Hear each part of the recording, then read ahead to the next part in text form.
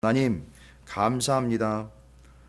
지나온 우리의 삶을 날수로 세워보아도 적지 않은 날일 것이고 또 앞으로도 하나님이 허락해 주실 몇 날이 될 것은 우리는 알 수 없으나 명확하고 정확한 것은 오늘 한 날을 우리가 허락받았다는 사실입니다. 허락하시고 인정하시고 또 우리에게 베풀어 주시는 하나님의 그 전능하신 은혜, 그 능력을 감사와 찬양으로 올려드리게 하여 주시옵시고 이 소중한 한 날을 하나님의 은혜에 베풀어 주신 뜻에 합당하게 살아갈 수 있도록 주님, 그 지혜가 되시는 하나님의 말씀, 곧 우리 구주 예수 그리스도를 붙잡아 이 삶을 살아가는데 넉넉하고 풍요로운 것은 아니지만 행복하고 더 깊어지며 우리 구주 예수 그리스도로 인하여 든든할 뿐만 아니라 하나님 우리 아버지로 인하여 참 놀라운 삶이 되게 하여 주시옵소서. 세상은 알지 못합니다. 왜냐하면 지혜가 없기 때문인 것으로 저희들은 이미 알고 있습니다.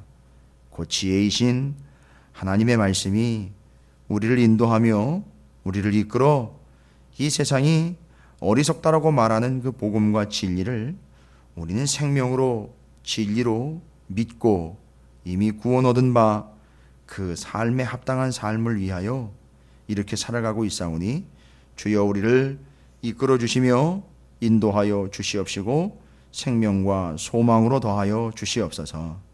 오늘 한 날을 하나님께 맡기고 또 우리의 나머지 생도 하나님께 맡기고 우리의 삶의 자리를 다 하나님께 맡깁니다. 내 살아가는 가족들도 내가 손대어 경영하는 모든 일도 나의 건강까지도 시간까지도 모든 것 다 맡깁니다. 특별히 하나님께 우리 감리교회와 또 우리 찾으시는 교회와 한 영혼 찾으시는 교회 모든 성도들을 주님 손에 의탁합니다. 주여 책임져 주시고 주의 손 안에서 하나님의 뜻을 바라볼 수 있는 하나님의 거룩한 백성들, 모든 문제를 하나님께 아뢰며 부르짖을 수 있는 주님의 백성들 교회가 되게 해 주시옵소서. 오늘도 우리가 주님께 부르짖을 때에 우리의 문제는 문제가 아니고 우리가 부르짖지 못한 것을 문제로 깨닫는 복된 시간이 되게 하시고 우리의 삶이 되게 해 주시옵소서. 한날을 허락하신 하나님이 모든 걸 다 주관하실 줄로 믿습니다. 첫날 첫 시간 하나님 앞에 감사의 예물로 올려드리는 귀한 손길과 드려진 예물이 있습니다. 주님 기쁘시게 받으시고 감사가 깊어지게 하시며 기도가 더 깊어지게 도와 주시옵시고 은혜와 소망이 풍성하도록 더하여 주시옵소서. 첫 시간 드립니다. 하나님이 주권자이신 것을 첫 시간을 올려드림으로 먼저 그의 나라와 그의 의를 구하나이다. 이 모든 것을 우리에게 더하여 주시옵소서. 감사드립니다. 우리 구주 예수 그리스도 이름으로 축복하며 간절히 기도 올려옵나이다. 아멘. 할렐루야. 주님의 은혜가 오늘 여러분 삶 가운데 가득하시기를 주의 이름으로 축원을 드립니다. 시편 77편 계속해서 3권 시편입니다. 5권의 시 중에 3권의 시 아삽의 시가 계속되고 있습니다. 아삽이라는 사람 역시 다윗과 함께 기억될 만한 귀한 인물이죠. 근데 이 아삽과 함께 오늘 같은 경우는요, 여두둔이라는 인물이 다시 또 언급이 됩니다. 그러니까 이게 좀 아삽 주변에는요, 아삽 같은 부류가 몰려 있어요. 그러니까 다 유유상종이라는 말이 뭐 좀 얘기하기가 좀 그렇습니다만, 유유상종이라는 말이 좀 나쁜 뜻으로 많이 사용하기 때문에 우리가 좀 꺼리는 경향도 있지만, 같은 부류의 사람들이 이렇게 몰리게 돼 있어요. 불만이 있으면 불만이 있는 사람들끼리 모이는 거고, 은혜와 감사가 충만한 사람들은 또 그 주위에 은혜와 감사가 충만한 사람들이 또 모이게 되어 있고요. 이건 뭐 동호회 이런 개념보다는 그들의 그 상태와 상황에 따라서 이렇게 같은 부류의 사람들이 모이게 되어 있는데, 오늘 특별히 77편에 아예 여두둔이라는 사람의 이름이 거론이 됐습니다. 이 사람은 사람이거든요. 근데 여두둔이 법칙이다라고 이야기를 하는 거 보니까 내용인즉슨 그런 것 같아요. 여러분이 아시다시피 여두둔이라는 사람은 아삽과 함께 헤만과 함께 노래하는 사람 중에 한 사람이었었어요.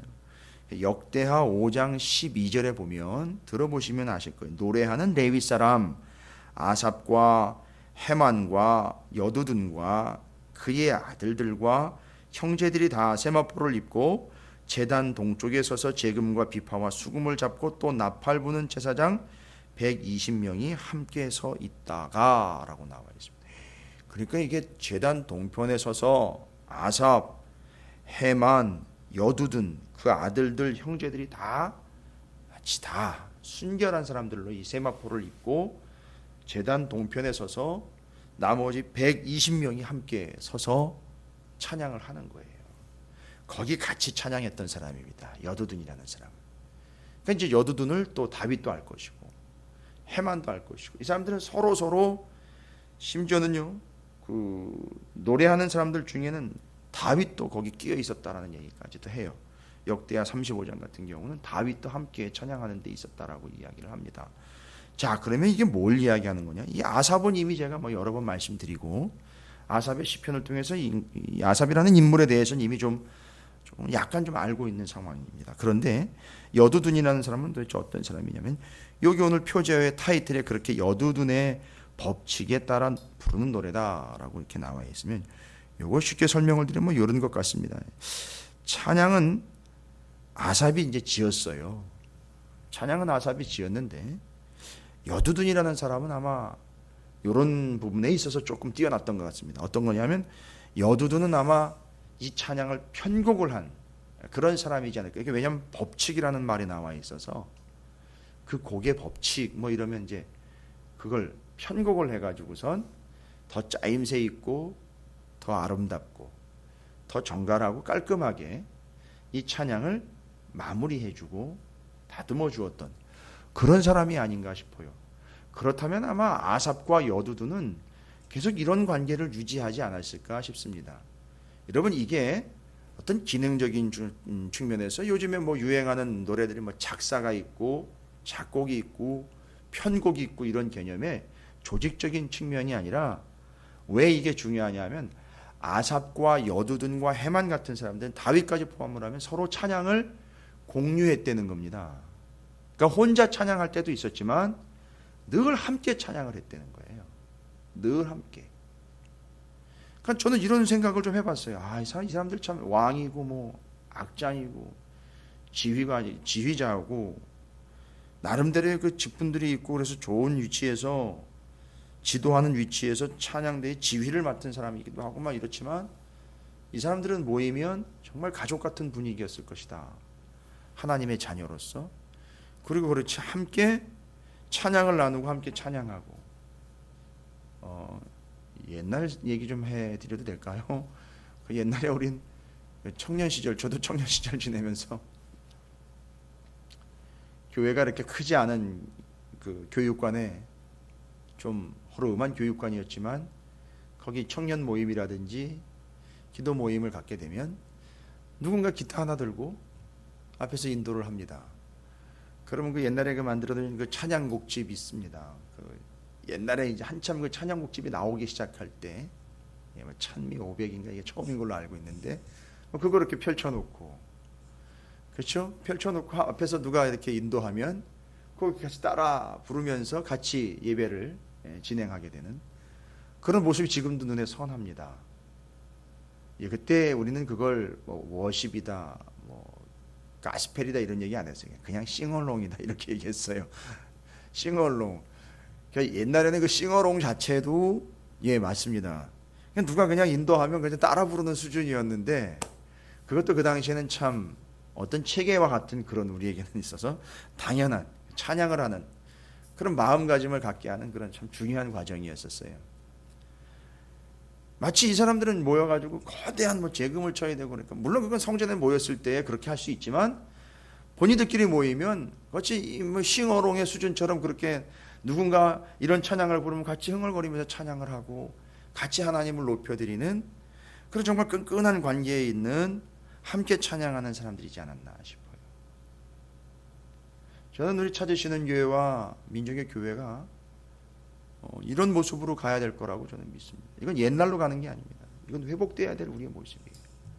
두세 사람이 모이고 서너 사람이 모이고 모이면 같이 말씀을 나누고 거기서 하나님을 찬양할 거리들이 찾아지면 같이 기도하고 거기서 손을 잡고 기도를 하고 거기서 함께 찬양을 하고 하나님께 영광을 돌리는 이런 자연스러운 분위기로 가야지. 왜 모르겠습니까? 그거보다 더 심각하게 나눠야 될 삶의 문제들도 있고 다 알지만 그걸 하지 말라는 얘기는 아닙니다. 그게 나눠지고 난 다음에는 하나님을 찬양하는 결론으로 가자는 거죠. 그걸 위하여 무언가를 도모해야 되는 게 아니라 그것 때문에 하나님을 찬양해야 하는 것. 바로 오늘 시편 77편이 그것 때문에 찬양해야 할 수밖에 없는 그 상황입니다. 어떤 상황입니까? 환난의 상황이에요. 너무너무 이 지도자들도 그런 환난이 있었으면 당연하죠. 다윗도 그렇고 아삽도 그렇고 해만도 그렇고 충분히 그런 환난을 지금 겪고 있습니다. 또 살아가다 보면 그런 환난을 겪을 수밖에 없어요. 오늘 1절이 바로 그걸 얘기하고요. 2절이 그 상황을 설명을 하고 있어요. 1절과 2절을 다시 한번 읽어보겠습니다. 내가 내 음성으로 하나님께 부르짖으리니 내 음성으로 하나님께 부르짖으면 내게 귀를 기울이시리로다. 왜요? 나의 환난 날에 내가 주를 찾았으며 밤에는 내 손을 들고 거두지 아니하였나니 내 영혼이 위로받기를 거절하였도다. 뭔 얘기입니까? 우리는 위로해 주시면 좋지 않습니까? 지금 위로가 문제가 아니라는 겁니다. 아니 이게 직접 찬양하는 사람이 하는 얘기예요. 지금 당장에 이 문제 때문에 내가 위로받아가지고서 잠깐 위로받고 하는 게 문제가 아니라 이 환난의 상황이 해결이 돼야 된다는 겁니다. 잠깐 위로받고요. 잠깐 인정해주는 말 듣고 그 순간을 보면 계속 그게 반복이 되는 죄송합니다. 그런 반복되고 또 반복되는 그런 삶 말고요. 그냥 몇 마디 말로 위로받고 몇 마디 좋은 말로 그냥 그래요 이번엔 대충 넘어가지요 뭐 이런 개념 말고요. 이 사람은 아예 위로받는 걸 거절을 해요. 하나님 지금 위로가 중요한 게 아니지 않습니까? 라고 하나님께 따지는 게 아니라 자기가 알아요. 지금 내가 어렵다고 잠깐 위로받고 넘어가면 난 평생 이렇게 살아가야 된다는 걸 아는 거예요. 지금 중요한 건 누군가 나한테 그냥 그냥 힘내세요라는 위로 그것도 없는 것보단 낫지요. 그러나 이 사람은 지금 본질적인 걸 얘기하는 겁니다. 그게 나빴다 틀렸다는 걸 얘기하는 게 아니고요. 위로 받아봤죠. 또 나도 누군가를 위로해봤죠. 근데 중요한 건 그 위로로 끝나는 게 아니라 이 환난의 상황이 앞으로 계속 될 것이고 지금 환난을 지냈다고 이게 해결되는 게 아니라 또 다른 환난이 올 거고 또 다른 환난이 올 건데 그때마다 환난의 때마다 위로만 받고 넘어가겠느냐 이겁니다. 아니요. 그 환난의 때마다 정말 어떤 그 환난을 해결해야 되는 문제 해결의 정답은 뭐냐? 그 환난의 때를 그걸 정말로 극복해내고 그걸 통과해내야 되는 우리 성도들의 그 기본적인 자세는 뭐냐? 위로받는 게 아니라는 거죠. 뭐죠? 부르짖는 거라는 거예요. 그 환난이 왔을 때의 성도들이 그 환난의 때의 성도들이 교회가 우리 감리교회가 민족의 교회가 이 어마어마한 환난의 때에 단순히 위로받고 격려받고 넘어가는 게 아닌 그 환난을 어떻게 대처할 것이냐? 부르짖는 것밖에는 방법이 없다는 거예요. 그게 1절의 얘기입니다. 부르짖는 겁니다. 그들도요. 성전에서 하나님을 열심히 정말 은혜롭게 찬양하는 그들에게도 환난의 때는 옵니다. 우리에게도요. 교회에도요. 성도에게도 옵니다. 그때의 지침을 이야기하는 거죠. 성도들이요. 단순한 위로가 정답이 아닙니다.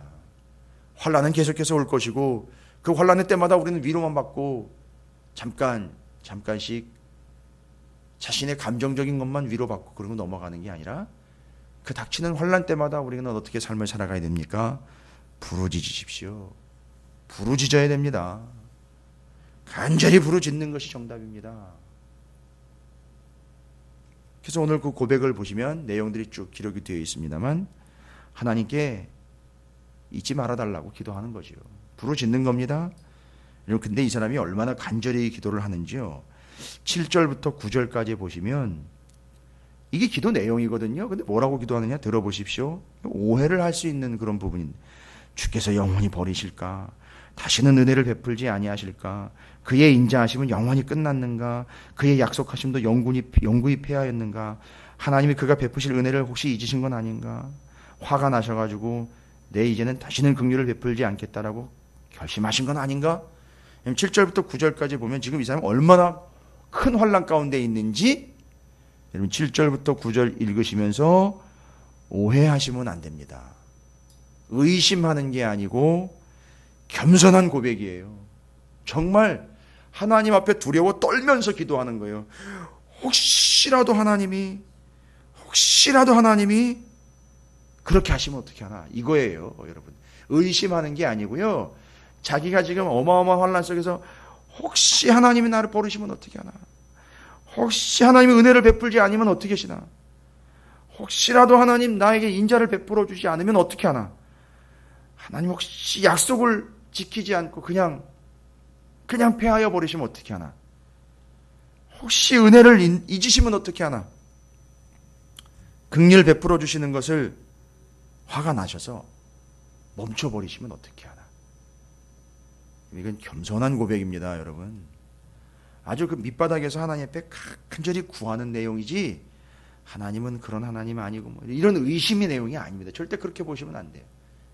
그러니까 요걸 보면 7절부터 9절까지를 보면 바로 그게 이 사람이 환난의 상황에서 하나님께 부르짖고 있다라는 걸 알 수 있어요. 하나님 절대 그렇게 하지 말아주세요. 그래서 7절부터 9절까지는요 이렇게 이해하시면 돼요. 하나님 절대 그렇게 하지 말아주세요. 하나님 절대 나를 잊지 말아주세요. 하나님 절대 은혜 잊지 말아주세요. 하나님 절대 내게 베푸실 긍휼을 거두가지 말아주세요라고 아주 간절히 구하는 거예요. 그리고 거기서 끝이 아니라 이 사람의 그 간절함이 부르짖음이라는 게, 겸손한 고백이라는 게 10절에 나와요. 이 기가 막힌 고백이지 않습니까? 뭐라고 얘기합니까? 또 내가 말하기를 이는 나의 잘못이라 지존자의 오른손에 해 곧 여호와의 일들을 기억하며 주께서 옛적에 행하신 기이한 일들을 기억하리이다. 이 모든 환난과 이런 어려움들과 이런 고통들을요, 왜 하나님 가만히 계시고, 왜 하나님은 여전히 조용하신 것 같고, 왜 하나님 침묵하시고, 왜 여전히 하나님 개입하시지 않습니까? 라고 하나님에게 화살을 돌리는 게 아니라, 하나님 제발 놓지 말아주세요 라고 이야기하면서 자신에게 화살을 돌리고 있죠. 예, 하나님 다 제 탓입니다. 제가 잘못한 것이죠. 제 분명히 잘못이 있습니다. 제가 똑바로 하지 못한 부분이 있습니다. 하나님, 제가 하나님 앞에 죄진 겁니다. 혹시라도 하나님이 내게 은혜를 베풀지 않으면 내가 배은망덕했기 때문에 하나님 그러시는 것 거고, 하나님이 긍휼을 베풀지 않는다면 하나님을 노하게 한 게 바로 나기 때문에 그럴 겁니다 라고, 이거는 앞에 있는 7절부터 9절까지를요 싹 다 왜 하나님 그렇게 안 하십니까? 하는 게 아니라, 만약 하나님이 그렇게 하신다면 모든 잘못은 다 저한테 있는 겁니다. 여러분, 이건 형식적으로 표정 연기하는 거 아닙니다. 이 사람은 정말 하나님 앞에서 제 탓이죠. 제가 잘못한 것이죠. 내 잘못입니다. 제가 분명 죄인입니다 라고 고백을 하는 겁니다. 그리고 11절부터 그 이후로 20절까지는요 부르짖음이다, 겸손한 고백이다, 자기 잘못이다 이야기하면서 하나님에 대한 자세를 보여주는데, 끝까지 그 하나님을 신뢰하는 모습을 보여주고 있어요. 여러분, 환난의 때에 성도는 어떻게 살아가야 됩니까? 정리할게요. 환난의 때예요. 아삽, 헤만, 다윗, 여기 여두둔 모든 하나님의 백성들은요, 하나님을 믿기 때문에, 예수를 믿기 때문에 환난이 없는 게 아닙니다. 예수를 믿어도, 구원의 확신이 있어도 환난은 닥쳐옵니다. 그럴 때 우리 성도들은 어떻게 해야 되는 겁니까? 예, 부르짖는 거예요. 부르짖는 겁니다. 어떻게 해요? 겸손히 부르짖는 거예요. 구걸하듯 부르짖는 겁니다. 그게 7절부터 9절까지의 그 내용이에요. 구걸하듯 부르짖는 거예요. 그걸 하나님께 구한다고 얘기하는 겁니다. 하나님이 솔로몬에게 너 내게 구해 라고 이야기했던 바로 그거. 예, 하나님, 제가 하나님께 간절히 구합니다. 겸손하게 구하는 거예요. 부르짖습니다. 겸손하게 구하는 거예요. 그리고요, 절대 하나님에게 탓을 돌리면 안 되는 거죠. 모든 문제는 우리에게 있어요. 그래서 예, 하나님 제 잘못입니다. 하나님 혹시 그렇게 들어주시지 않더라도 그건 하나님이 변덕쟁이이기 때문이가 아니라 제가 잘못했기 때문입니다. 여기까지 가려면요 상당한 수준이죠. 절대 우리는 제 잘못이라는 얘기를 안 해요. 사과 한번 하는 것도 힘들거든요. 끝까지 물고 늘어져요. 그래도 내가 잘했다고, 그래도 나는 잘못한 게 없다고 끝까지 자기 변명에 완전히 뒤 쌓여 있는 우리의 인생 아닙니까? 근데 하나님 앞에서는요, 절대 그게 통하지 않죠. 그냥 하나님 앞에는 그렇게 되면 다 제 잘못이죠, 제 탓이지요 라고 겸손하게 구하는 것. 그리고 하나님을요, 끝까지 신뢰하는 거예요.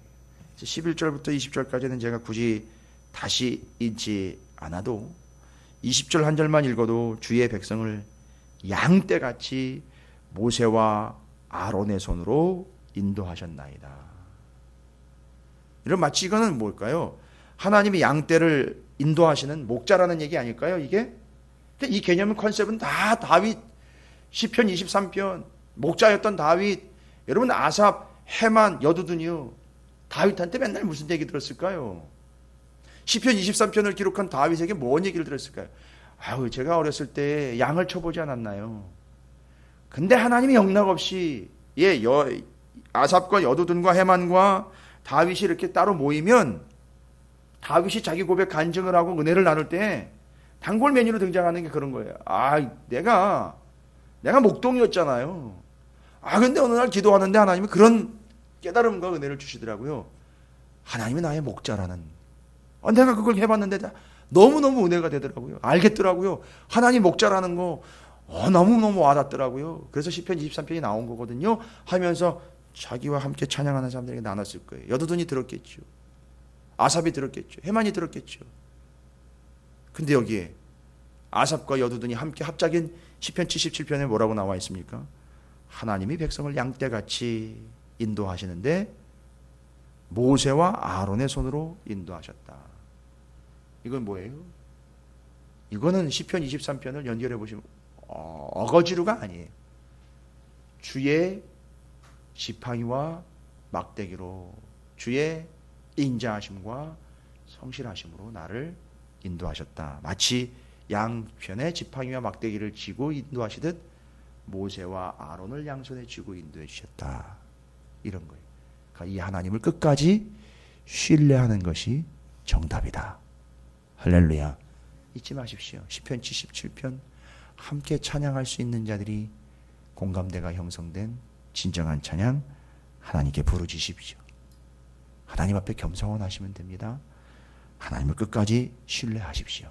환난의 때에 성도의 자세입니다. 언제 닥칠지 몰라요. 그러나 우리는 그때를 대비합니다. 다른 것으로가 아니라, 보험으로가 아니라, 어떤 장치를 마련해서가 아니라 하나님만이 정답입니다 라고 간구하며 부르짖으며 하나님께 겸손하게 끝까지 신뢰하는 것, 그것이 정답입니다. 여러분, 오늘 한날 하나님을 끝까지 신뢰하시고 하나님만을 신뢰하시는 복된 한날이 되시기를 주님의 축복합니다.